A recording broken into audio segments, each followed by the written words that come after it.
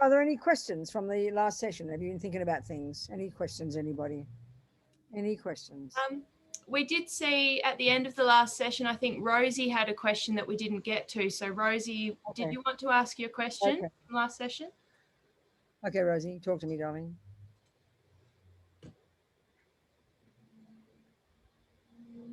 She's here? Double check if she's back. No. Okay. Oh, not yet back, sorry. Okay, that's fine. So Gume has a question. Yes, my dear Venerable Gume. Talk to me. Can you hear me? I can, sweetheart. Oh, I've pressed the right button. Thank you so much. Yes. Okay, this is one of my stupid questions, but stay with me.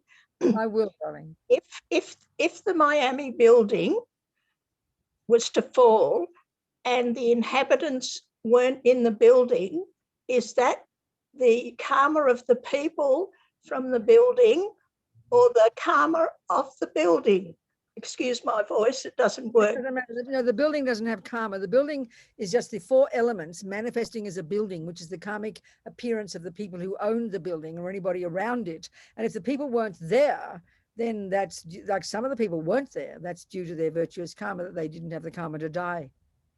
They had the karma to lose money, maybe. They had the karma to be, because they might have had no insurance, the other things are happening, but they didn't have the karma to die. But the building wouldn't have karma. All the 4 elements, the entire physical world, including our body, is just the karmic result of what minds do. Minds are the creator of the entire universe. So that building is just the karmic result of actions. So is the building environmental karma? No, yes, you can say the physical, okay, we've got karma. We've got the fully ripened result, which in our case is a human body. Then within this life, the 3 other kind of residual results of karma happen. So then that is the tendency. So let's say it's called non-killing. So the karmic result of non-killing, we get a human body. Let's say we've got the karmic result of non-killing and the other 3, because we've lived in vows in the past and because we have purified our minds. So 1, we would have the tendency to not kill.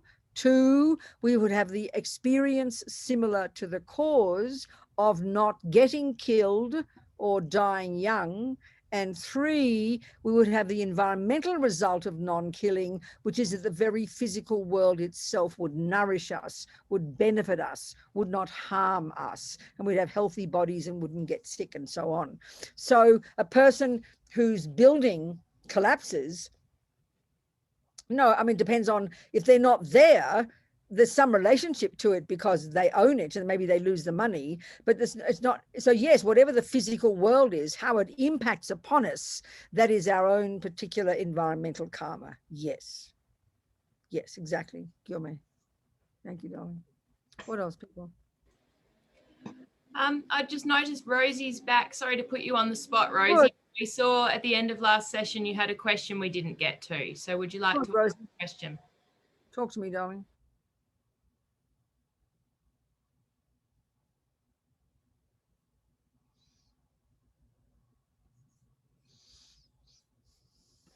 Sorry, can you hear me now? I can, sweetheart. Is all the negativity in our minds, is all of that the result of karma in the past? Like we have a lot of negativity that results. Yeah, karma is just a shorthand word for the law of cause and effect, specifically in relation to happiness and suffering. So that's driven by the mind. So whatever's in the mind is a tendency from having thought it before. And that is one of the 4 ways our past actions ripen in the present. Absolutely. Okay. So everything in the mind is thoughts, and they're all there because we've thought them before. They wouldn't arise in a person who had a strong karma to kill, they'd never have the thought not to kill. The tendency to not kill is deep in their bones from 37 lives ago, but in this particular life, because the killing is so strong, that thought just wouldn't arise in their mind. So that's the killing karma. I'm just trying to understand this. The killing karma brings on those thoughts in the mind, and that's where they live. No, it's not like that. Yes, it's like that. So there are 4. Okay, The thing that runs karma is the mind. The very beginning of karma, the process of creating happiness and suffering, starts with the thought. It starts with one particular kind of state of mind is called intention. So that is volition, I will. That drives everything. We wouldn't do or think or say anything if there weren't the intention first, except 99% of the time we're not even conscious of it. So why even an intention that would arise in the mind? The key, the fundamental simple reason is because you've thought it before. And then that thought drives then your body and your speech to do certain actions. But it will also ripen as an experience similar to that when that will happen back to you. So you might have the thought to kill, but in this life you might have another track. We've all got in this life we've got the three tracks. One, the intentions to do and think and say things. Two, the experience of having them done to you. Three, an environmental result, the way the physical world impacts upon you. We have any of those three ways that our past actions ripen in the present. The one that's the most powerful is the one that thinks it, because that drives everything. It starts from that. Okay.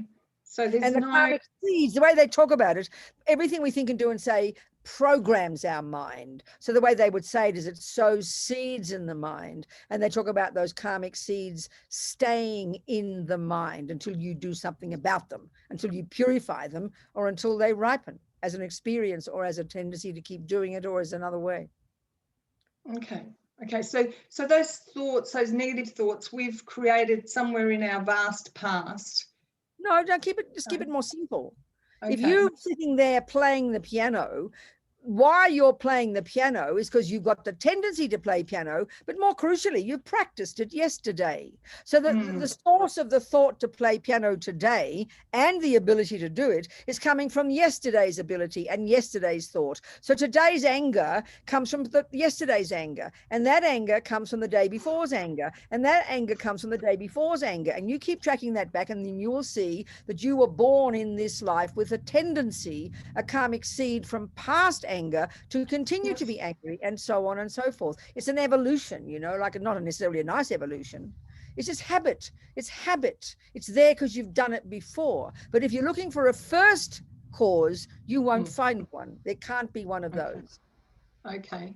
Yes, now I understand. That's what I meant by vast past. Yeah, yes, right. Back and back. But you're never going to get to a first one, which we all desperately want. We all want a first cause, but there's the logic of cause and effect would argue with the possibility of a first cause, because if there were a first cause, it implies that that moment did not have its own cause, and that's not a possibility. Yeah. I might not touch that one because it's too big for my own head. But right, exactly. I know. Thank you. It is for all of us. It's like demented, you know. Okay. Thank you, Robina. Okay, darling. I'll go on. Anybody else? Something to say? A question from Diana. Diana, do you want to ask?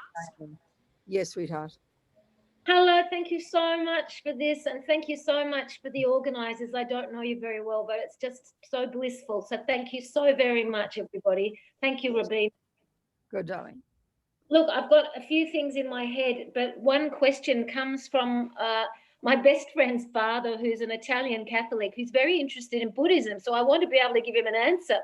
He puts Buddhas on he takes little Buddhas and puts them everywhere, and his wife goes, "Oh, what's going on? You know, these are I understand. And anyway, so his question to my friend was, if reincarnation is the only way we exist, how come there's more of everything now?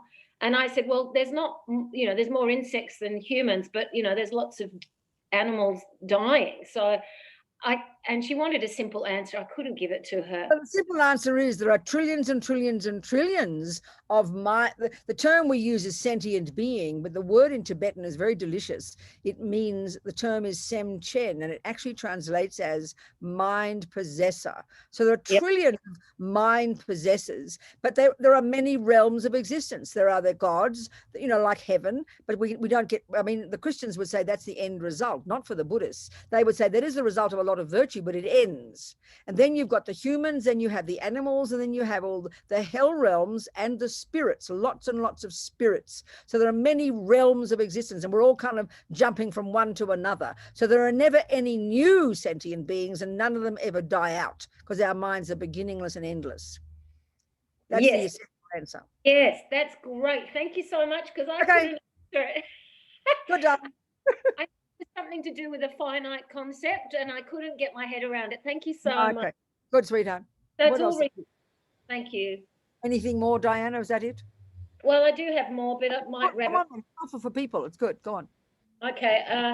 Well, I've got to the point in life where I'm so sick of my own habits, and it's anyway. Look, my biggest, my thing's attachment, and my thing. Thank you so much for showing the good girl thing, because the good girl thing is driving me crazy, and it's driving me nuts. And at the moment, I've got a middle class dilemma. Do I sell an investment property or not? Because I can't manage it. I'm in debt. It will put me in debt to keep it, and it seems such a ridiculous thing. So it was great to hear you answer the girl who's a doctor about letting the process most beneficial. So I'll take that on. I don't know what's most beneficial. I don't know. No, but also this kind of thing, I think you can organize. Don't get too cosmic about it. You see, with who was it? The doctor. I can't remember your name, darling. With you, because there are many many things she can't control, like, you know, what other people, what the system will, where to tell her to go and things. But with you, I think you can work it out. Be practical, be logical, look at your money, put everything, write everything down, work out what it would look like if you kept the investment, and what your costs would be and what your income would be, and look at what it would look like if you sold it and got the cash. So I think it's a practical issue for you. Don't mystify it. Write down everything. Don't hide anything. Write it all down and see what the numbers look like, and then make the decision. Thanks, darling. All right. So the only other thing would be just to get a little glimpse in your beautiful mind of the antidote to attachment. If like the other lady, Rosie, you know, we're grasping, we're catching when we're being the good girl, and we're catching when we don't say no and wanting to people please, because that's my thing, wanting to people please. Yep. That's all I can do, just try and catch it. Okay, darling, two things. There's two things, Diana. First of all, there is the kindness. You and Rosie and all of us, you do have kindness. You do want to help. That is compassion. That is good. But what you've got to look at behind it, which is a bit sneaky and hard to see, is this emotional hunger to be seen as a good girl. So don't give up being kind, but sometimes, you know, if you aspire, like I said before, if you aspire every day to do what is most beneficial, that'll program your mind, Diana. And when someone comes along who just kind of, you know, just is not necessary for you to say yes to them, you'll say, oh, darling, I'm so busy, I can't do it. And you'll be able to say no, but darling, you'll do it for a good motivation. You know, it's like if you're a strong mother and you've got this naughty kid demanding things from you, you will be able to say no. It's like tough love, you know, but it'll come eventually. But so don't give up wanting to be kind. Just give up the attachment to be seen as a good girl. And you've got to see that. That's more tricky. Because you're already a good girl, Diana, and you don't need people's approval. You need to do what is most beneficial. And that's why if you have the aspiration every day to do what is most beneficial, you'll keep on the straight and narrow, and you will do the right thing. And if that involves going off for 10 miles to help somebody, if it's the most beneficial, you will do it. But if it's not the most beneficial, you will say, no, sorry, darling, and let them dislike you if they want to. It's their problem. Yeah, that's great. That's great, because it all became clear. And just for that lovely man in America who was asking you before, it came clear to me when, and not blaming mummy, you know, when mummy, just for others, when mummy was an alcoholic, and everyone used to say, it's so great you saved your mum from alcoholism, aren't you great? But I wasn't doing it for her. I was doing it to get her love. And she gave me a lot of love. No, exactly. I understand. I understand. Get it.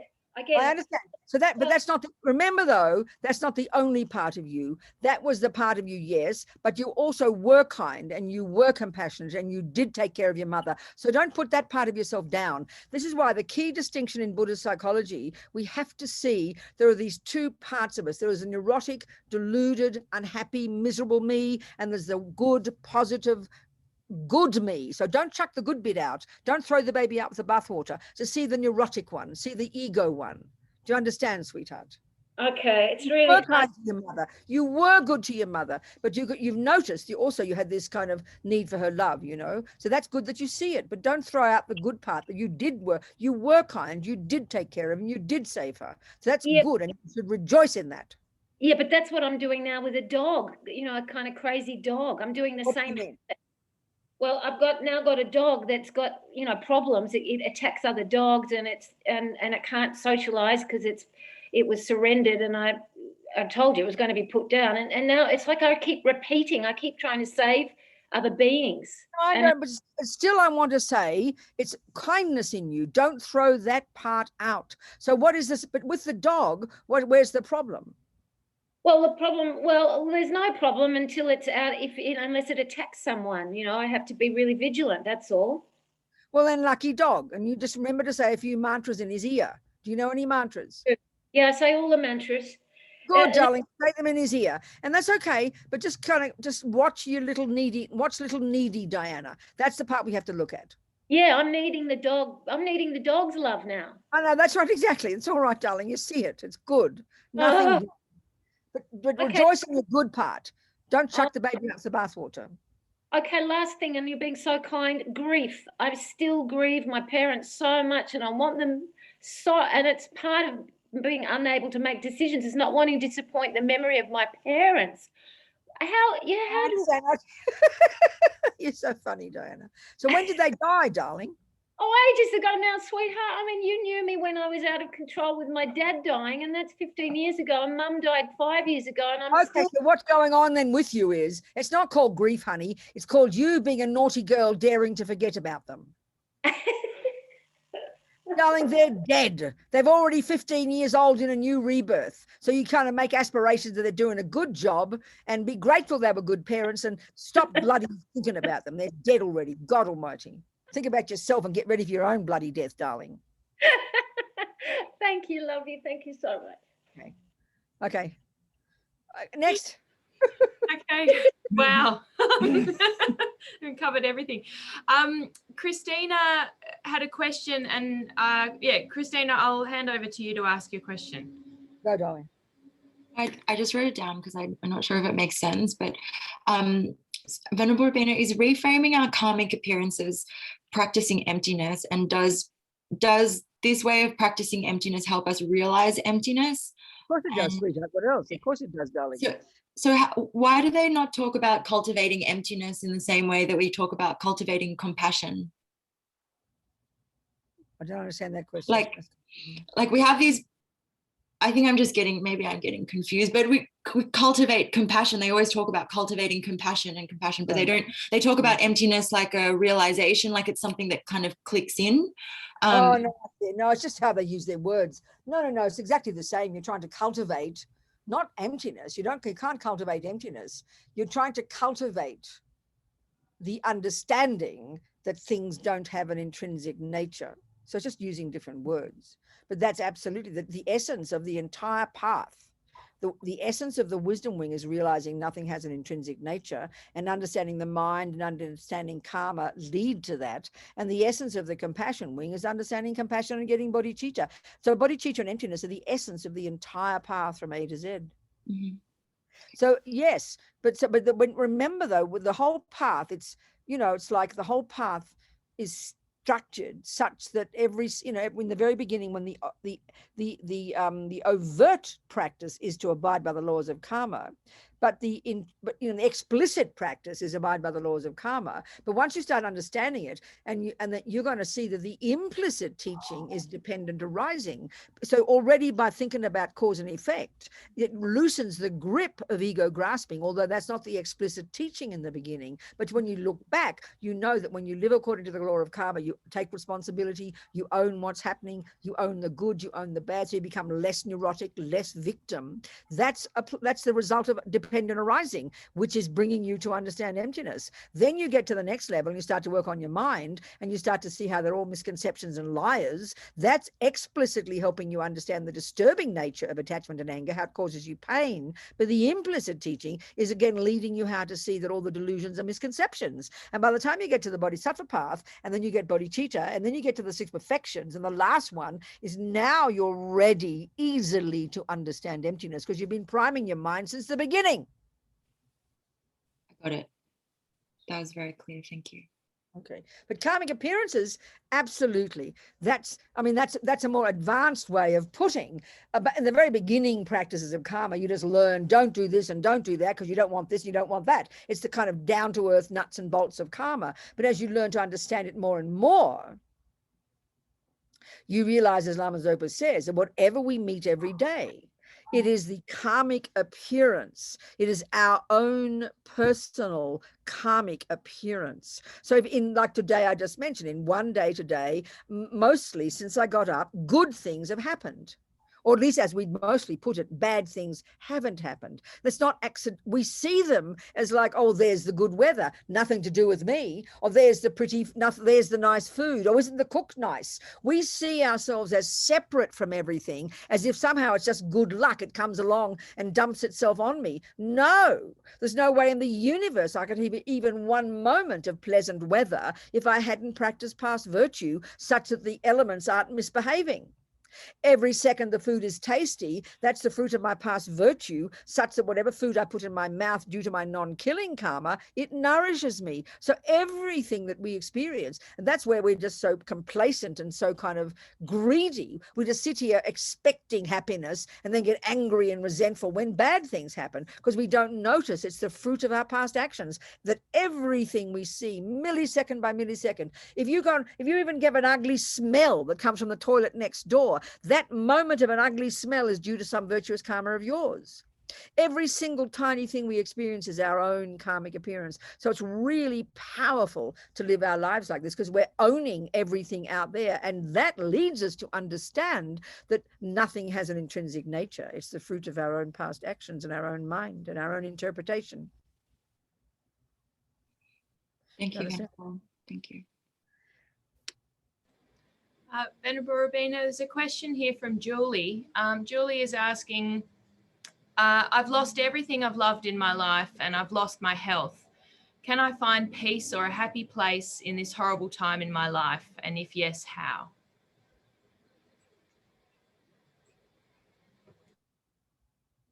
So what you're saying is that lots of bad things are happening. So you're having a karmic appearance of people whom you've loved have gone or have died or have left you. The things that you've loved are no longer there, and now your health is no longer there. So in other words, lots of negative karma is ripening.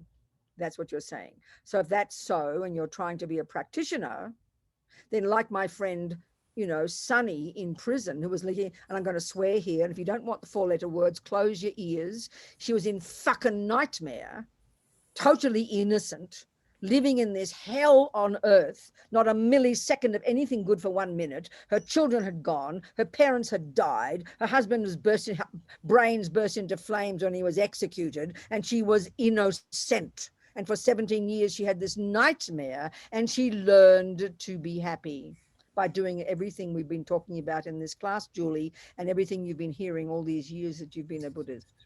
I know. But like I said, but it's hard to practice, isn't it?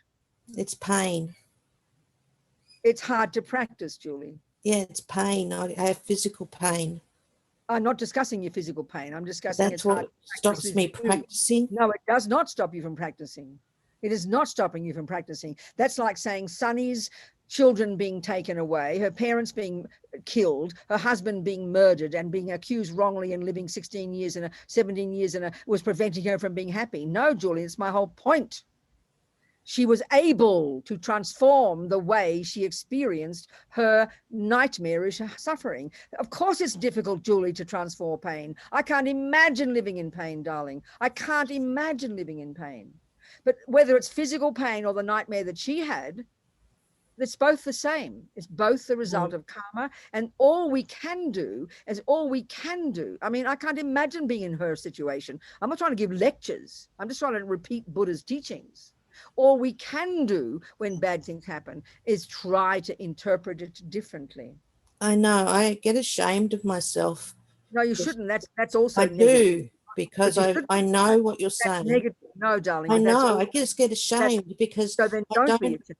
Then don't be My ashamed. physical pain Understand how impacts my painful it is. practice. Understand, Julie, how difficult it is, and do your best. And also try to see some of the good things. That's what Sunny was able to do in Yes. that nightmare. Yes. She was able to see the True. good things. So you've got to True. try and remember some good things. I mean, it's True. not easy, Julie. This is the point, darling. I can only imagine the pain. I mean, know I'm you- living in Australia, so I've got a good thing going there, aren't I? I don't mean like that. I don't mean as vague as that. I mean, any minute, the fact that you've got some people helping you, that you're able to understand the teachings, that you have some people who are kind to you, that you have some doctors, okay, whatever, that's the fruit of your virtuous karma. And try in the midst of the pain, try to rejoice in that. And at least, so then that's all we can do, Julie, every one of us, darling. And then just know, and if you have any confidence in karma, try and kind of hopefully you're purifying your rubbish, and then be confident that look, with now you've got the ability to get some good care. Let's hope you're able to get the alleviation of that pain, darling. And if you can every now and again also just try and think of those who are also suffering like you, and have the courageous thought, as Lama Zopa would say, that you think, if I could, let this be the pain of others and may I take it from them. Even a thought like that, Julie, is like an atomic bomb on your negative karma. That's every now and again, just think it, sweetheart. Try and even when you're still feeling miserable, that's right. Even you're still feeling pain, just think those thoughts. And that's like an atomic bomb on the causes of your suffering. And don't be surprised if it hastens the healing of your suffering, darling. I forgot about Tonglen. I'll do that. Girl, you have to do some Tonglen. Even if you're in misery, still just do it. Have those thoughts. You can't imagine the benefit to your mind. It's like an atomic bomb on the misery, darling. Thank you. Good, sweetheart. Thank you. Good, darling. Thank you, Julie. Thank you, precious. Thank you. Thank you. All right, darling. So you people, what else? Is anybody? I thought I saw somebody else in the chat box. Yeah, there's one question from Lauren. She's asking about initiation, just what is initiation, and who can receive it, and how does it work? Okay, very good. Okay, like in this, like I'm saying, in this structure of the practices, it's kind of junior school, high school, university, and postgraduate. It's a really good way of putting it. So the wisdom wing is junior school and high school. That's all the nuts and bolts of abiding by the laws of karma, disciplining your mind, living in vows, doing purification, controlling the servants of your mind. And from this, beginning to get some sanity, beginning to get some happiness, some contentment, because you're beginning to be in charge of your life. Then you get to the next level, high school, and now you start to look into your mind. You start to unpack and unravel the delusions. This is the most powerful level, where you really begin to practice and seeing the delusions, seeing the virtues, lessening the delusions and growing the virtues. Then this is the, from this, we are gradually becoming more and more controlled, more and more wise, less and less attached, less and less needy, less and less neurotic, less and less angry, therefore becoming more empathetic. And now we go to the compassion wing, and we proactively start to want to benefit others on the basis of understanding ourselves. So then we continue on the bodhisattva path, and then we go through we can then get to, that's called university. Then we've got the two wings really under our belt. We're really developing the two wings, and now we go to the final stages of the Mahayana path, which is like the postgraduate, and that's the Vajrayana or Tantra. And it's a whole different approach. It's like any postgraduate, you can't do it without university and high school and junior school. So it is a more advanced level. So what the empowerments or initiations are simply like the three qualities that you do need in order to qualify to want to even take an empowerment. And this is something I think we could maybe talk about doing together. His Holiness the Dalai Lama these days is doing things on Zoom like the other teachers, but he's made it possible. He's doing empowerments, he's doing initiations online, and he's sort of, because the lamas would normally do that. And he says that, you know, this, I'm giving you so think that you are receiving the initiation. So maybe you two, maybe Jason and Amy, maybe it's something we can do as a group, people you got connection with for your group. We can all together, I did this with a few people one time. It was very, very moving. The recording from last year of His Holiness giving a Chen raising empowerment is there, right there. And we can involve ourselves and we can do it together as a group on Zoom. So that means we can take refuge, we can take the Bodhisattva vows, and we can take this empowerment into the different levels of Tantra. So this level is the lowest level, not being insulting. And you're able to do that. And it's an empowerment into the practice of Chen raising. And I did it with a half a dozen people, and it was a very, very moving experience. And this is the miracle now of this time of Zoom, that we're able to do that, you know. So a person who's got some sense of renunciation, some sense of what I've just talked about already, Lauren, a person who appreciates understanding karma and suffering, understands their mind, understands compassion. In other words, they call those the three principal aspects of the path. So if you've got strong understanding of an appreciation for renouncing suffering and its causes by understanding karma and delusions, you've got a strong understanding and respect for developing bodhicitta, and you have a strong understanding and respect for understanding emptiness, the three principal aspects of the path, that qualifies you to go to the next level. So, sweetheart, that's the answer. Does that make sense to you, Lauren? That does make sense, and I'm incredibly intrigued and excited by the offer that you've perhaps just. I mean, that sounds like a dream come true. I'm encouraging the other centers, you know, the FPMT centers to do this, because His Holiness is sitting there, right, and he's offered us this opportunity. And we did it with a half a dozen people, and it was such a moving experience, you know. So I think it'd be marvelous if we could do that, Jason and Amy. If you look online and find this teaching, maybe last March or May, initiation by His Holiness in Dharamsala into Chen raising. And then I think what we can do is we can do some discussions, we can talk about it all. We can have a teaching beforehand another day and look into it, and we can discuss the Bodhisattva vows, and that's an opportunity. We can take the Bodhisattva vows with His Holiness, you know. It's amazing. So I think it's a very special opportunity. We will definitely organise that. Thank you. We look into it and we'll discuss it. And then anybody's interested, if you know this, you know, this is just Jason and Amy's group. I'm encouraging the other centres to do it as well. But why not? I'm very happy to do it with you. And we can go through it, and I can explain things as we go, you know, with His Holiness. We can stop it occasionally. I'm not trying to be rude, but I can explain things if you like. And it's over a 2-day period. And so we've got to work out the timing, of course, because we can make any time we like. Yes. And obviously we'll suit the Australian times, but also this is a good time for us, and it's not such a good time for the Europeans. There's poor Nana getting up at 4 in the morning. But I mean, it can suit most of the Americans, and we can do it a bit earlier perhaps. It can suit the East Coast as well, you know, because right now it's 10 o'clock on the East Coast. But it's a 2-day thing. I think it's just a couple of hours each one. There's quite a bit of teachings, and His Holiness, but he gives refuge, he gives the Bodhisattva vows. He does it very quickly, so we can explain all those things beforehand. So if anyone would like to do that, I'm very happy to do it with you all together. I would say already in the chat, we've got about 12 people putting their hands up, very enthusiastic. So we will such blessings. I can't tell you. So it's so amazing to have such blessings now. His Holiness can do this. It's rare. Many of the lamas don't do it, but he just understands the benefit, you know. It's so amazing. And it really is a very moving experience. People said they really felt they were in his presence. It's incredible. That's wonderful. Thank you. Now, maybe I've said all that. Maybe now it's they've taken it off. I can't believe it. I don't think so. Let me have a look quickly.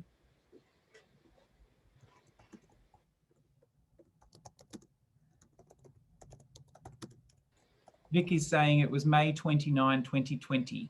Yeah, that's exactly right. May. Thank you very much. 29, 2020. See what happens. I'm sure it's there. They'll leave all his teachings there. There it is. Empowerment right there. Beautiful. Perfect. Let's do it. Something delicious. So it gives us opportunity to talk about the Bodhisattva vows, what it means, and just it's a big blessing. That's all I can say. You know, it's marvelous, and it makes a karmic connection with His Holiness, so we can meet him in future lives. You know, it's so special. So precious ones, what to talk about now? So let's think about. We've talked.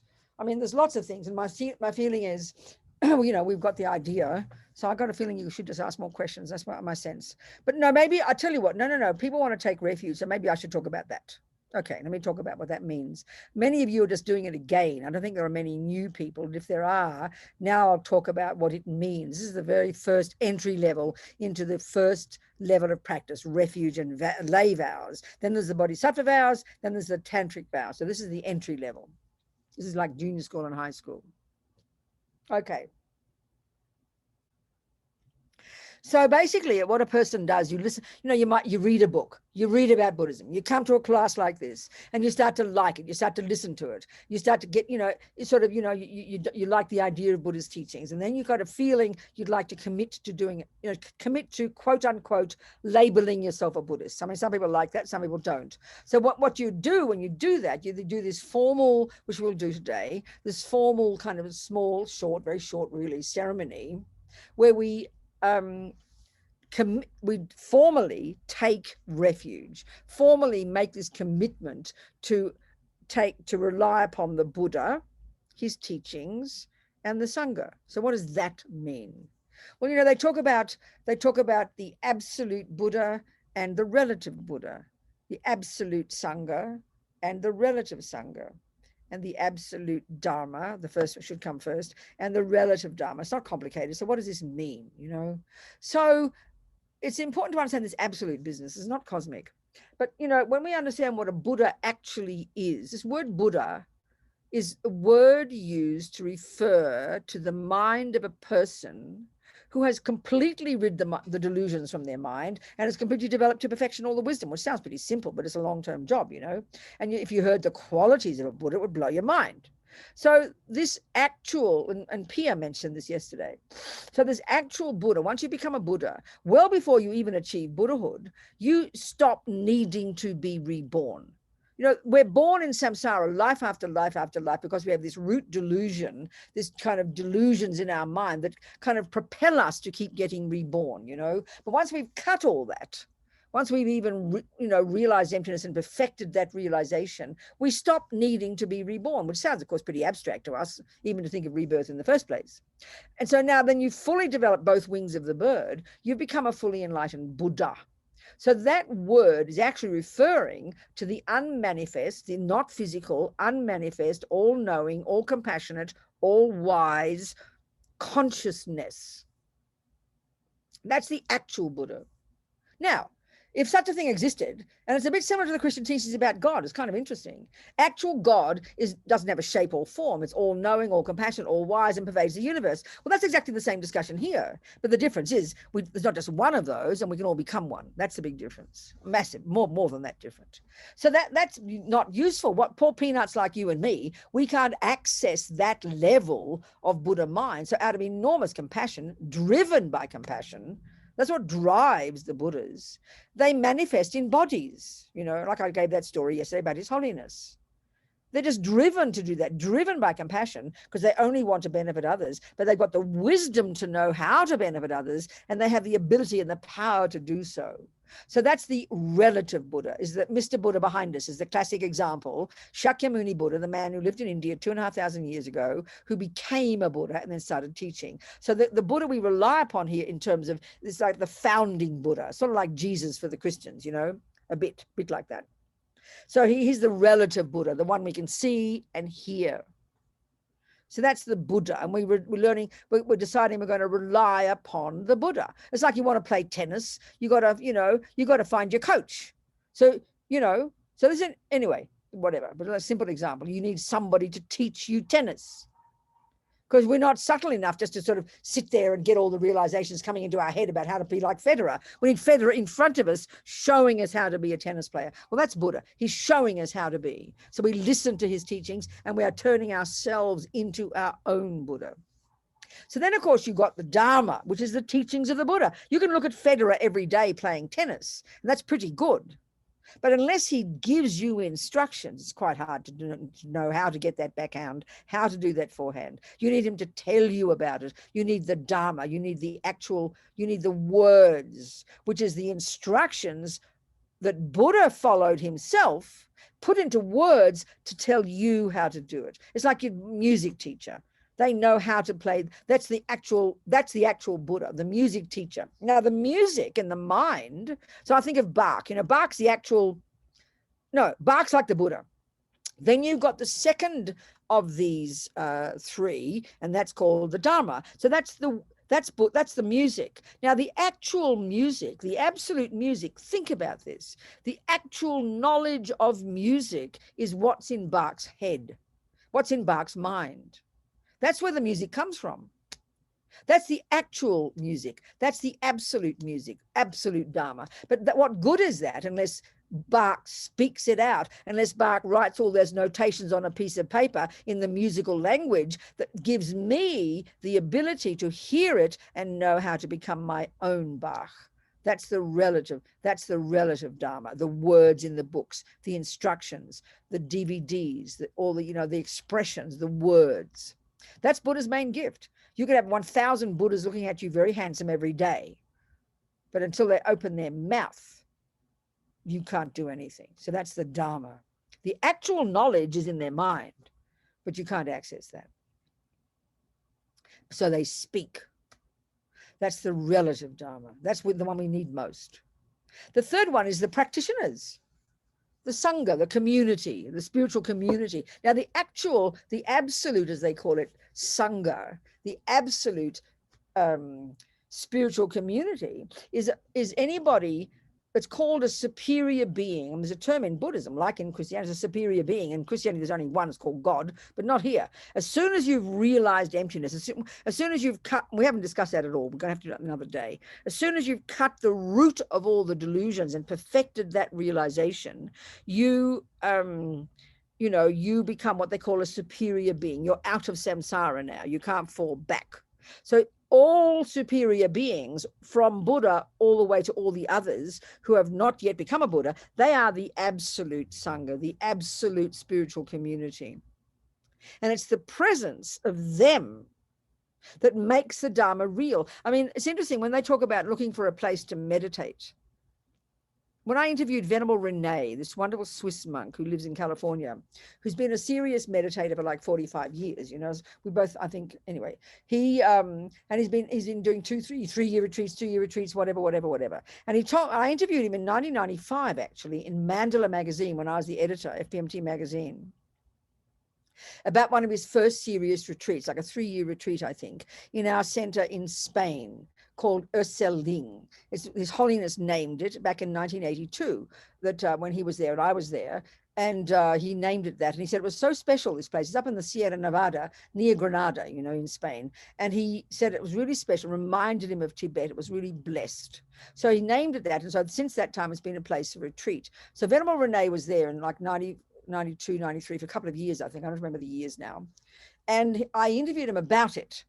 And he said he did 2.5 years, I think. And he said he knew he couldn't get past a certain stage. He was doing single point of concentration, these 9 stages of cultivating concentration, shamatha. And he knew he couldn't get past the 5th of the 9 stages, all sorts of reasons.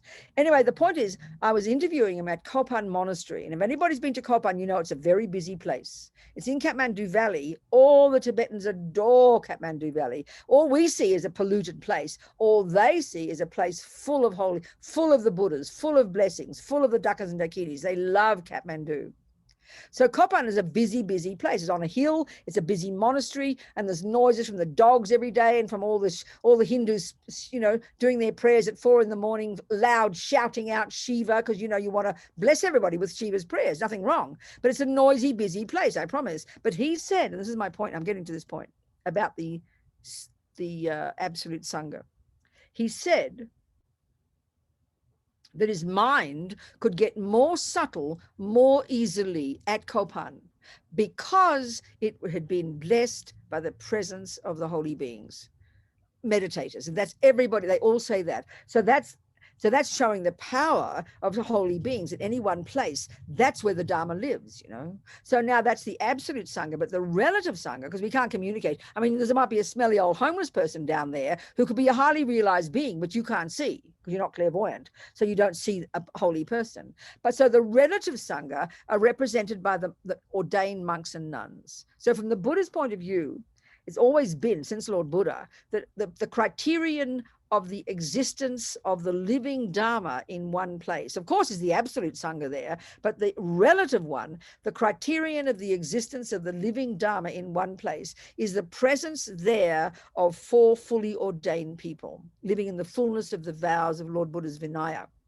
And so there's a story about in Tibet when one naughty king was killing off all the Sangha, and they were desperate to keep the lineage alive, you know, because if it dies out, you lose the lineage.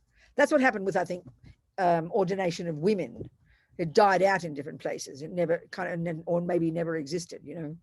So they're trying to renew it again in the West, whatever. Lots of these old-fashioned Asian monks complaining. And anyway, that's okay. Life doesn't matter. That wasn't meant to be negative. The karma of women. The karma of those of us this life who are women. We've been boys before. So anyway, what was I saying? Yeah. So the criterion of the existence of so there's a story, that's right, in Tibet, that the Dharma, that they were running out of Sangha. They needed a quota, like you need about 10 for an ordination to keep it alive, you know. So they had to sneak over the border from China, some monk, to get the quota, so they had enough monks so they could carry on having an ordination. And this blue that we have on here, see this blue? You see on here? This blue. This is out of respect to that monk. They must have worn blue at the time. Who knows? They must have. This is as a respect for that, keeping the Sangha, therefore the Dharma, as a living thing in Tibet. So that's the Sangha, the Buddha, Dharma, and Sangha. So we're learning we're just deciding to commit. You know, you decide you want to play tennis. You've checked up, and you decide on you like Federer. He's your coach. You listen to his experience, teachings, and you have your community you rely upon. It's like anything we want to learn. It's like that, isn't it? So that's the basic thing. So when you do that, you're doing this in this formal little kind of, you repeat a little formula. I say, you know, you repeat after me a few words, really committing. I will do this. I will, until the time of my death, I'm going to rely upon the Buddha, the Dharma, the Sangha, whatever. So the thing is too, there's like a half a dozen things that you'd commit to do. And we all need commitment. We're all lazy, you know, we all need to kind of have a contract. It's like a contract with somebody. So basically, if you're doing it with me, I've been given permission by Lama Zopa Rinpoche to do this, you know. So then I got these from my teacher. They got theirs from their teacher. They got theirs from their teacher. And I really like this. It's like you can track back from me in an unbroken chain, like this power source of actual human beings passing on this kind of like the power of this refuge and these vows, you know, right back to the Buddha. It's like a living lineage. You won't be a place where you'll find a gap, you know. And we understand that. I mean, my mother was a classical musician. Well, the power of it was enormous. Where did she get it from? Her teacher. She could track that back in an unbroken chain of humans right back to Bach. So you're plugging into that power source of any body of knowledge. It makes it so powerful. It's a living lineage. It's really important to be that, you know. So then you commit to, there's a half a dozen things. And so those of you who do take refuge, if you're doing it for the first time, or if you're doing it again and you've lost your documents or you haven't seen them, you need to email me. The ball will be in your court. And then you email me and I will send you this document and I will explain about a daily practice, and you'll see the different commitments. There's a half a dozen. You commit to taking refuge every morning and every night, even just saying I take refuge in Buddha, Dhamma, Sangha 3 times to remind yourself. You commit to make offerings every day. It's an auspicious thing to do, like have an altar, you'd have offerings. It just reminds you of it. You'd have an altar where you'd have an image of the Buddha. You'd make offerings every day. Or the first thing you can do. The first thing, it's very auspicious to do that.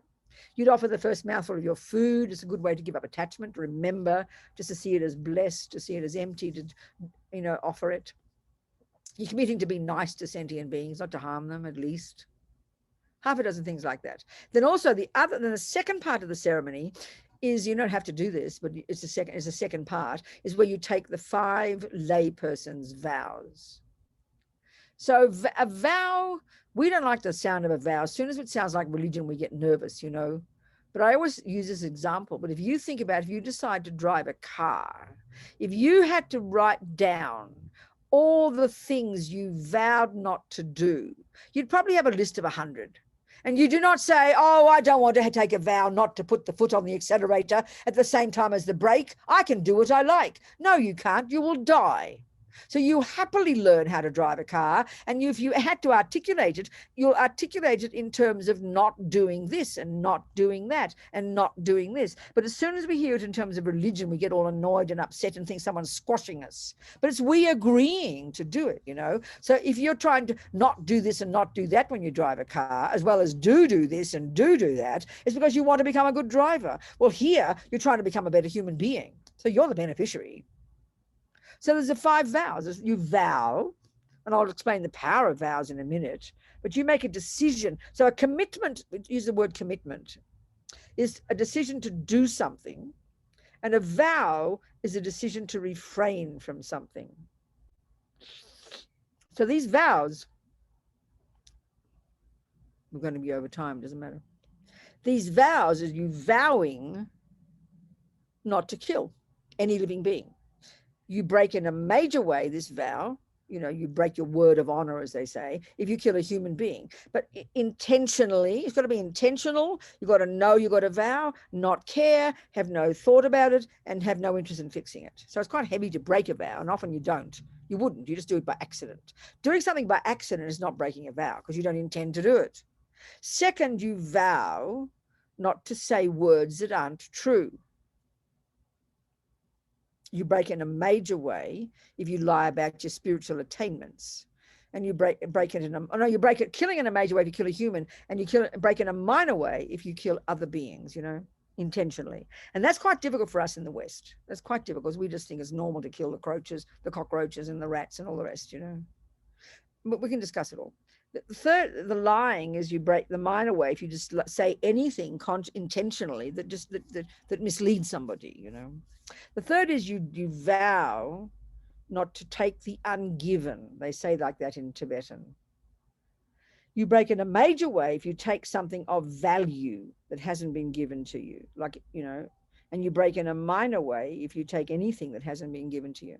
So it's really good discipline, you know, these things, having them in the back of your mind. It's very like you do with a car. You have these automatically ingrained in your mind, so that becomes your nature. This is how vows are. The fourth is you vow not to take any alcohol or drugs, and that you don't have to take all these vows. So if you want your shot of heroin every day, you won't take this vow. And fifth, there's no sexual misconduct, which is usually, I mean, there's many ways of interpreting, but the simplest way to interpret it is you don't cheat on your partner and you don't take someone else's. Or you, as His Holiness would also say, you don't rape. I mean, you don't abuse people sexually, you know. So they're the 5 vows you would take. So why would you want to take a vow? This is something very powerful in Buddhism. Buddha loves his vows. So this really gets us to understand how we create karma. And it's a crucial point to understand. Lama Zopa said one time that you could have one person doing lots of practice all day, every day. Then you could have, but didn't have a vow not to kill. But you have another person who doesn't do much other practice, but keeps a vow not to kill very nicely. He said the second person, because of the power of vows, I'm going to explain, is creating infinite more virtuous karma and putting atomic bombs under the negative tendency of killing. So it's psychologically very interesting. So it's like this. We didn't go into much detail in this class, but we've done it in other classes here. But when you create karma, it means that in order to do any action, for it to become a complete action, which means it will bring a type of result as a type of rebirth. One, there has to be the object there. So let's say it's killing.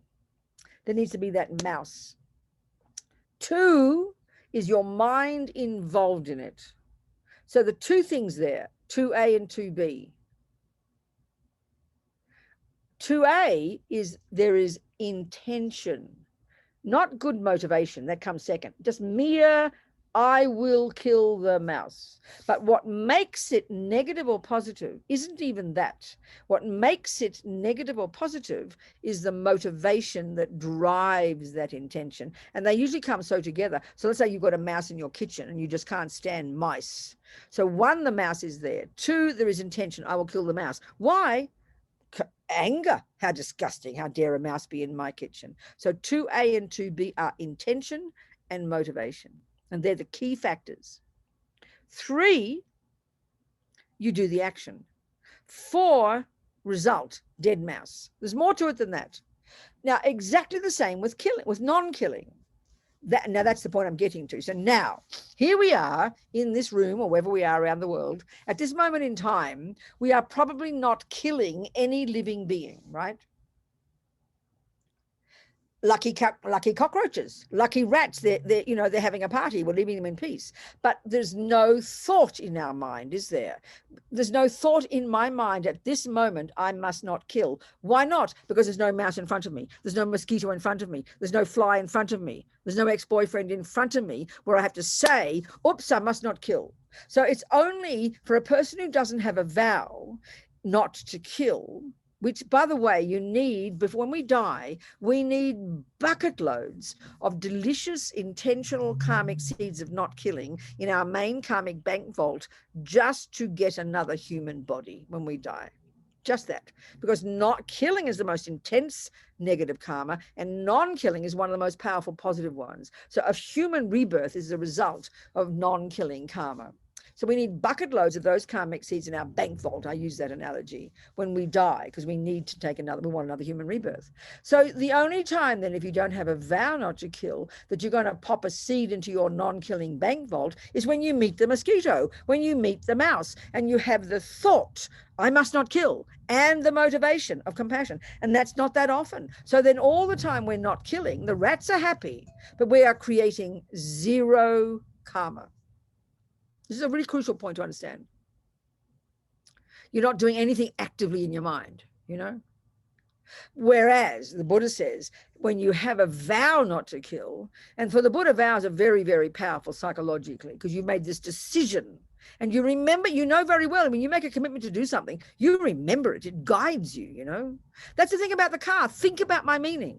When you know how to drive a car, you have internalized so many instructions, and they're so internalized now, they're automatic, and you will never forget them. You will never forget that you don't put your foot on the accelerator at the same time as the brake, because you've programmed your mind with it, so you'll become the best driver. Please hear the point. It's only psychology. It's not like religion. Don't think of it like that.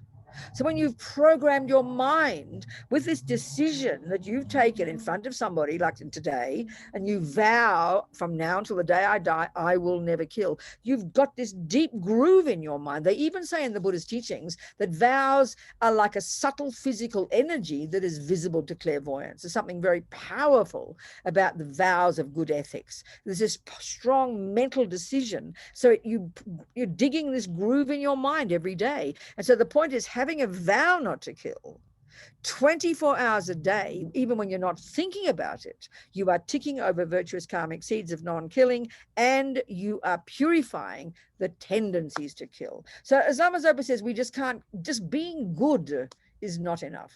We need to live in vows. It's a very powerful thing to think about.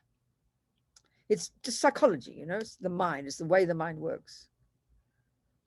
So I think you need to ask me some questions about that. I haven't got finished. I mentioned the 5 vows roughly, but I need you to ask me questions about this, because sometimes it takes a while to understand this point I just made, because of course I talk fast, So are there any questions of any kind about the vows or about refuge for those who are thinking of doing it?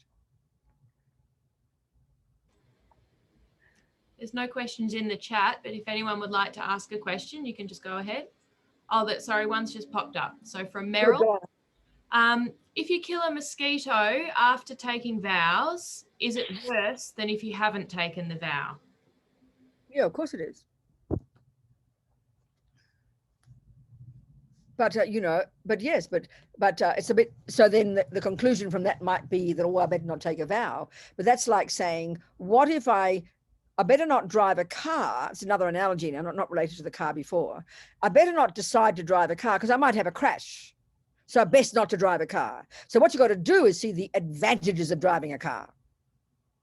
So to see the advantages of living in vows is amazing. And if you do it with intention and you see the benefit and you want to live in vows, that the benefit of keeping them is just so stupendous, you can't believe it. Of course, we've got to think about that because it's a brand new idea to us. So when you think of the advantages of driving a car, you're prepared to take the risk. You do what you can and you might have a crash, but the advantages of driving override the risks. So it's like the same here. There's got to be advantages. If there's no advantages of taking a vow, then of course you don't do it. And of course, and the thing is, you're training your mind with your vows. That's why you become a Buddhist, because you want to be ethical. All it's doing is strengthening this wish to be ethical. It's making it so much more powerful in your mind.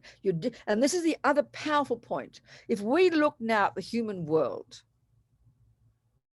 we see we've got the human body. That is the fruit of non-killing. Every one of the 7 billion humans whose mind, after they died in the past life, not more than a few weeks before they found their way to their present mother's human womb, that was no accident. That was the result of one of their non-killing karmic seeds ripening at the time of their past death. They won the lottery, basically, getting a human body. I mean, there are 7 billion mosquitoes in one evening in your garden in Melbourne, you know. So it's easier to get a mosquito birth than get a human. So we won it, every one of the human. But look at the tragedy of humans. Vast majority of all human 7 billions, I would suggest, have a tendency to kill. Forget about the other tendencies. Forget about the karma of having it done to you. Forget about dying young. Forget about having environmental result. We have all those. But the worst one, the worst tragedy, is to, in this life, be born with a tendency to kill. So you kill the mosquitoes, you kill the rats, you kill the roaches, you kill humans, you kill dogs, you kill cats.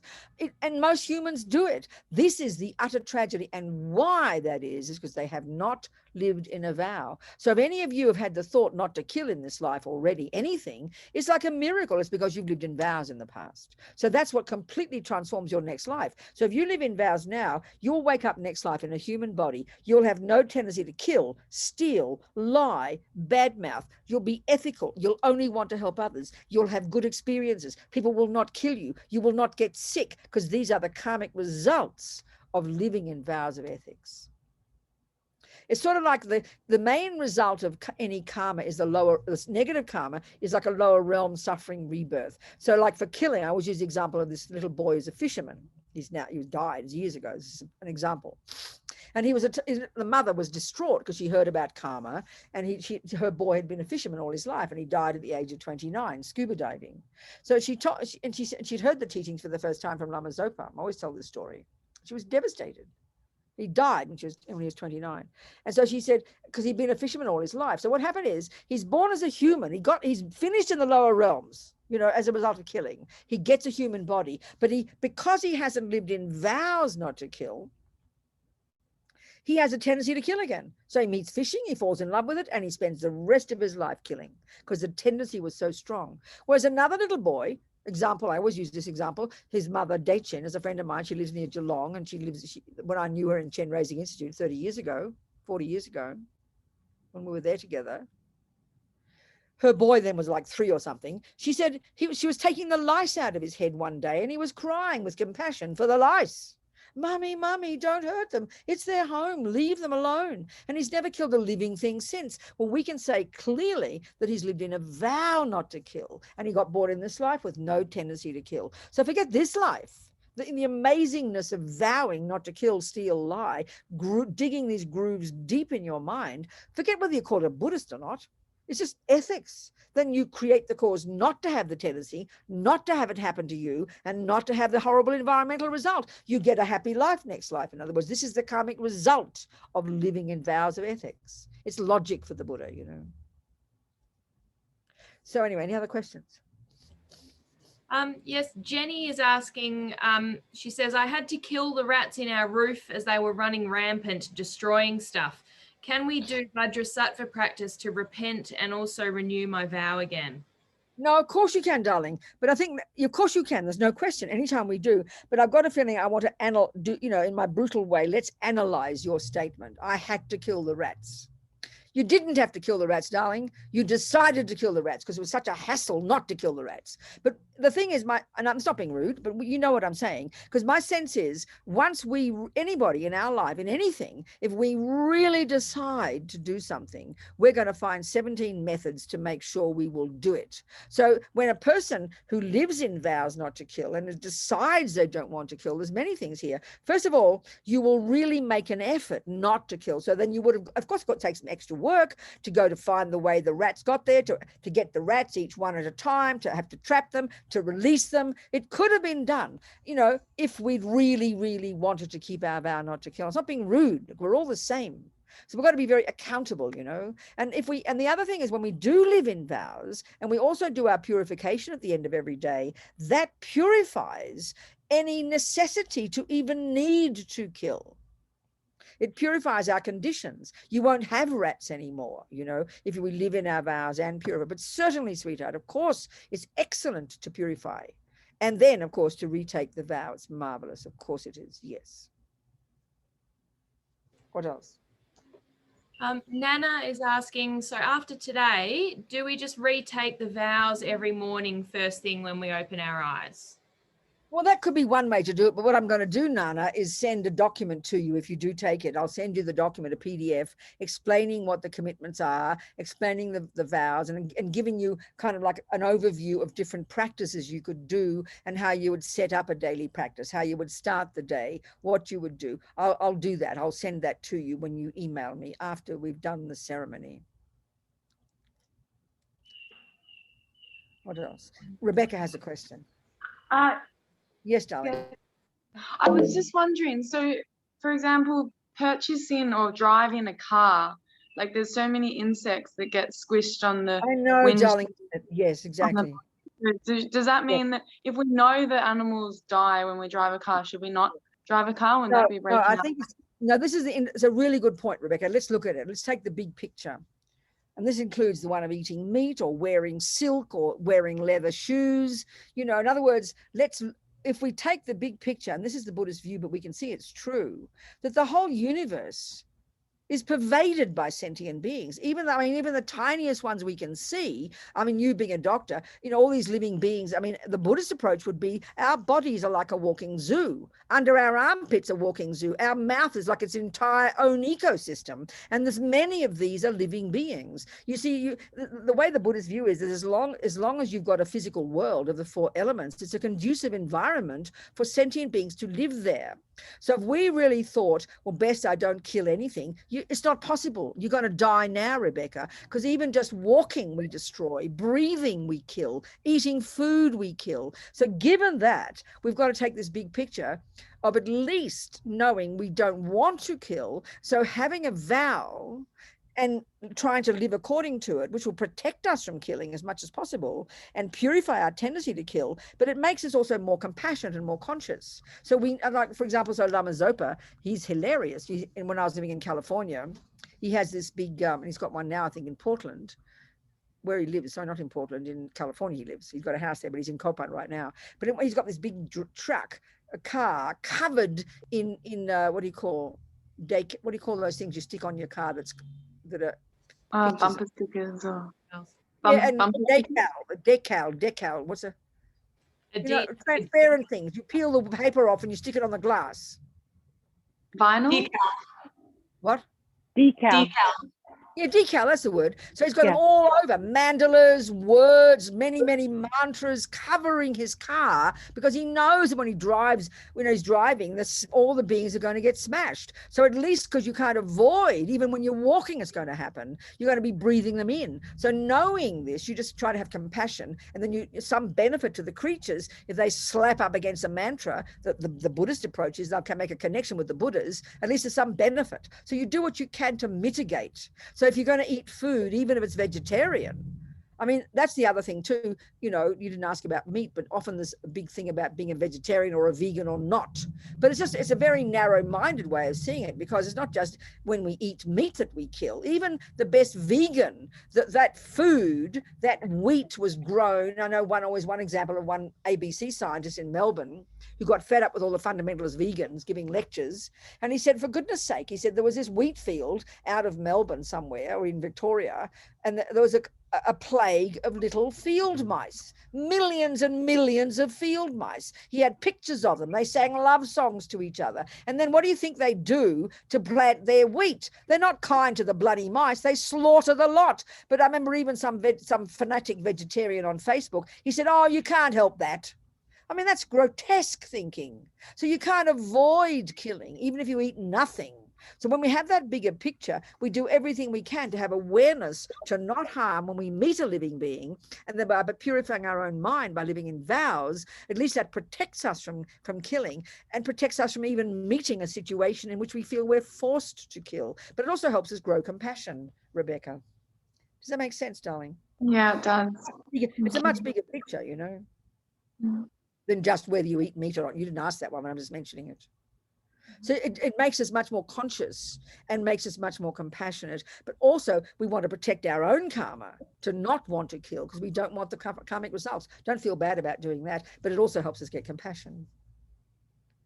So whenever, I mean, the Buddhist one, especially Lama Zopa, he's hilarious. Whenever you meet any creature, you know, he'll stop on the side of the road, and a kangaroo's dead or something, or in America it's a deer, or even anything, a bird. He'll get out of the car, he'll say mantra, he'll blow on the bird, blow on the deer, do little pujas for the creature, for his mouth, for his heart, for his mind, you know. One time in Kathmandu, we were driving on the ring road, and it's like nightmare with the cows and the bulls and the trucks on the wrong side of the road. And the car I was in, we ran over a little family of mice, ducks. And all the little ducks, the mummy duck and the baby ducks, got away except for one. So we spent 1 hour in the middle of the ring road with these trucks flying by, Lama Zopa doing special practice to help the consciousness of this little duck leave its body and go to a pure land, you know. I mean, he'll do anything. So if you meet creatures, you blow on them and say mantras. If you meet the mosquitoes, the rats, you say mantra and blow on them. At least they get a blessing, you know. And if you do eat meat, you say mantra and you blow on the meat. Lama Zopa says a bone, even 1,000 years old, the consciousness that lived in that bone, that had that as their body, no matter where they are now, if you say mantra which blesses your breath and then you blow on that bone, the consciousness of that being, wherever it is now, will get the benefit. So there's different things you can do to mitigate the harm we do on this planet, you know. But the living in vows and not kill, it makes us more conscious. It makes, we would, you know, like the example of the rats, I know what your point is. I mean, it's awful. Sometimes we're driven by ants and all these creatures, but to really make the effort to not kill them is really powerful. It's really beneficial, you know, if we can. What other questions, Coco? Prue, we've got a question. There's two questions here in the chat, Venerable Robina. Geraldine is asking, she says, I would like to take the empowerment. However, I'm wondering how to reconcile the past faith in God. I'm wondering if I can still have faith in saints and God, as well as taking Buddha as my empowerment. That's it. Who's telling that me? I want to talk to you, darling. Where are you? Who says that? Geraldine. You want to talk to me, Geraldine? Where are you, darling? I want to see you. If you don't want to see me, it's all right. Where are you, sweetheart? There's Geraldine, but she hasn't got a picture on. You want to talk to me, sweetheart? Okay. You don't need to show me your face. Yeah, Don't you worry about it. Let's discuss it. I'm an old Catholic, darling. Okay. So you're still a practicing. Talk to me. You're still a practicing Christian. Is that right? Would you say that or not, Geraldine? Unmute yourself, sweetheart. That's it. Talk. Unmute. Still there. Unmoved. Yeah. There you go. Good. So yeah. Talk to me. You're still a practicing Christian, or you just like the idea of God? What is it? No, I'm not a practicing one. I still feel the presence of, you know, I've had faith for a long time, so I'm finding it's just guilt, really, I suppose it is. I don't, That's no, I what it understand, is. Geraldine. No, it's a very interesting point because, you know, so that's where, okay, listen to me, darling. I hear what you're saying. So the thing is, the Buddhists, especially the Tibetan Buddhists, as you're hearing, would in many ways, I mean, I'm an old Catholic, right? Brought up as a Catholic. And I mean, it's sort of so many similarities in many, many ways. There's all these holy beings, they call them saints. There's the presence of, you know, I mean, when I was a little girl, I loved the idea of God being everywhere. I'd think about God. I never thought about Jesus very much. And I loved Our Lady. I loved the saints. I'd read about Saint Teresa of Lisieux. I'd go to mass every day, even though I was the naughtiest kid in the family. I had a lot of faith in God. But then when I sort of gave it up as an old hippie in the 60s, and then I did all different things, and I wanted a spiritual path again. And then I bumped into these Buddhists. And for me, there's so much similarity. But the crucial point for me, Geraldine, and this is just information for you, the crucial difference for me was, even when I loved God, I didn't think of God as my creator. I had no thought of creator. I just liked the idea of this powerful energy pervading the universe. And that's exactly the idea with Buddha, that when we're fully developed, when Geraldine is fully developed, her consciousness, her being will pervade the universe. You'll be able to benefit sentient beings. You know, I mean, I gave a talk one time at the Catholic University in Melbourne, which is where I'm from, years ago. And I even got to the talk that morning and I had 20 minutes and I didn't know what to talk about. But then I looked up the dictionary and I looked up the definition of God, and it was 3 essential qualities: infinite wisdom, infinite power, infinite compassion. I thought, well, that's interesting. That's what Buddhism says the qualities of a Buddha are. But the big difference is that we can develop those qualities. So these beings, holy beings, saints, whatever you want to call, they all exist, absolutely. And the idea of God or the Buddha, I mean, for me, so the crucial difference is, and if this is not a contradiction for your mind, then it won't be a problem for you, that there's no concept in Buddhism of a creator. But if that's a major point for you, then I wouldn't suggest you take refuge. So why don't you tell me what you think, just based on what you've heard now? I think, yeah, I have had difficulty with the creator always. So that's interesting. What Buddhists, yeah, and I grew up. Your voice is going, darling. Catholic, of course, and that was all there was. So now I wish I had found Buddha earlier, so I would have had, yeah. I understand your point. So, sweetheart, listen to me. So based on what you're saying, I don't think there's a contradiction for you. And I mean, you say it's only guilt, maybe not. Maybe you do have a strong faith. And I was like that, a strong feeling of the presence of other beings, a strong wish to be a better person. And it just happened to me that when I met the Buddhist view, that was the one that suited my mind. And it's not contradicting my Christian background. I mean, I'm very grateful to my Catholic upbringing. I went to a Catholic convent. You know, all my sisters hated it, but even though it's difficult, I love what I learned, and I've been able to integrate that into my Buddhist approach. So that I don't think there's a contradiction for you, but it's just you have to be very clear and not to force it, sweetheart, you know. Yes. You understand? Yes, thank you. That makes a lot of sense. Yes. I think it's because it's, yeah. Go on, you talk to me. Say something, darling. What? I think it was, you know, strong Catholic Irish background and trying to leave some of the guilt behind from that, I think. That's right. Yeah, the guilt is the big problem, Geraldine, but try to think there's no benefit in guilt. It's you thinking about what other people are thinking about you. It's what we talked about earlier. It's this worry about what people think about us, this worry about being a naughty girl. But you know, you are in charge of your life, Geraldine. That's what I really find is very powerful for us to remember. We are the one who has to make the decisions. We are the one who has to decide what to do. And so there's no need for guilt because no one else is going to be worried about what Geraldine does. So that's up to you to think about it. But I know for me, I never had much guilt, which is a great relief, you know. So, honey, just keep moving, keep listening, keep coming to courses, keep reading things and see where it takes you. But, you know, you're the boss of this. You make the decisions. And there's no rush to do this ceremony of taking refuge in the vows if you want to. But I just think, you know, there's no rush to it. Next, when you're ready, it'll come clear for you. You know, don't rush. There's going to be plenty of opportunities, darling. Good. Thank you so much. That's great. Good, Gerald. Thank you, sweetheart. There's a question in the chat from Erica. Erica, do you want to ask your question? Hi. Hello, Erica. Hi, it was just a question in regards to whether there was a line between, you were kind of giving the example of killing a mouse out of sort of disgust to get it out of the house, or as opposed to killing for like the well-being of other beings. So the example I gave was I recently had a flea infestation in my apartment. And I'm allergic to fleas, and I've got a foster cat that obviously was quite distressed by the fleas in the flat. So I chose not to flea bomb because obviously the toxins from that are a long-term effect on the cat. But I used what they call diatomaceous earth, which is non-toxic to myself and the cat. However, it kills fleas by dehydration. So I was just wondering, like in that type of situation, if I left the fleas in there, I'm obviously causing suffering, That's both right. myself and the No, cat.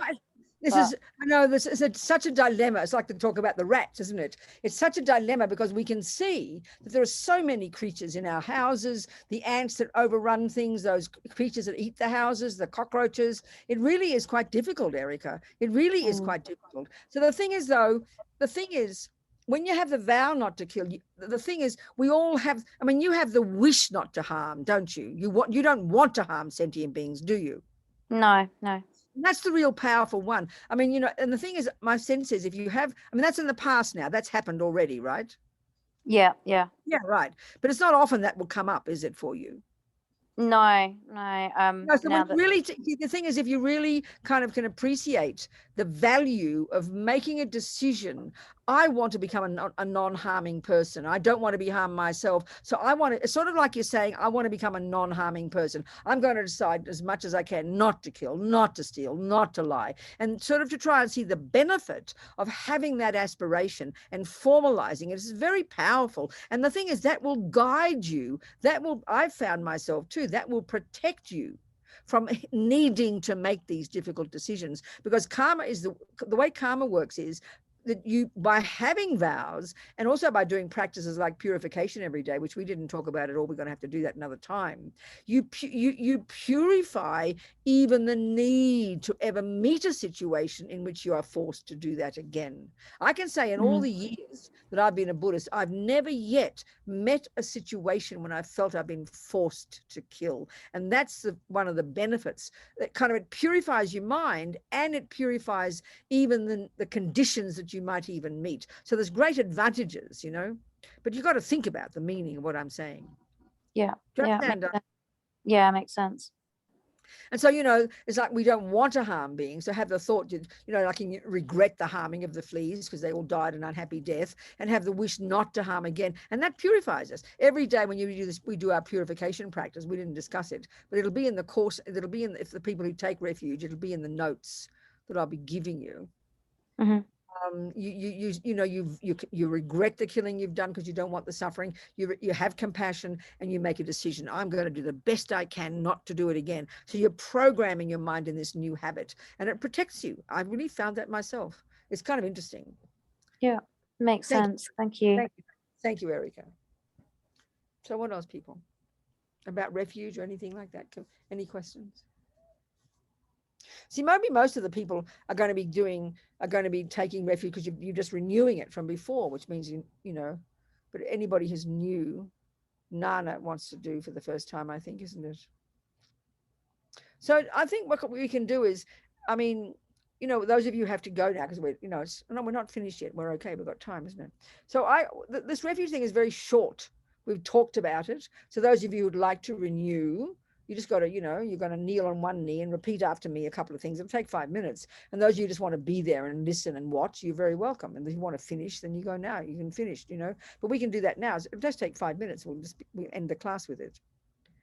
So those of you who'd like to do for the first time, you've got to make sure there's any other questions, if you're comfortable. If you're going to do it for the first time, you've got to be very comfortable. And then you're going to, the next step for you is to email me and I will discuss your practice. I'll give you these course notes with these different things in it. I'll give you a name. So you've got to get my email address from Jason and Amy, and then you can email me and we can discuss. That's for those of you who are new. For those of you who are renewing, if you still want, you know, to discuss it with me, you're more than welcome, because we're doing this ceremony together. We're making like a little kind of relationship with each other. We're kind of creating history together. We're creating a karmic connection together. I'm becoming like your godmother. All right. Geraldine would understand that one, being a good Catholic. Yes, Rebecca. If we've taken refuge with someone else, is it okay? Yeah. Is it just renewing it with you, or absolutely? You can take anywhere you like in different traditions. It's the same in all the different traditions. So you can just renew it with anybody you feel you'd like to. Absolutely, no problem with that. Yeah. What else, people? Well, I'm going to go and get my other robe on. I need to get another robe on. So I'll give you a couple of minutes but if there's any doubt in your mind, just relax and don't do it, you know, relax. There's no hurry, like the way Geraldine was talking, just relax, you know. But if you're renewing, that's okay, that's great. As a brand new person, like Nana, I think, anybody else, I'm not sure. I think Lou has a question. Sorry, Lou. Oh, Lou, good darling, talk to me, Lou. Yeah, well, I'm also going to be a brand new person, and I'll be taking vows. So do I do that after everybody renews and everything? It'll be the same time. We'll all do it together, Lou. Okay. I'll do the refuge ceremony first, which is very short, and then I'll do the vows, which is very short. We'll do them one after the other. Yeah, absolutely. So who else is there? Anybody else was Tracy? You're new, aren't you? And Lorna. Oh, hello, Lorna, darling. Yes, Lorna, darling Lorna. And Joe.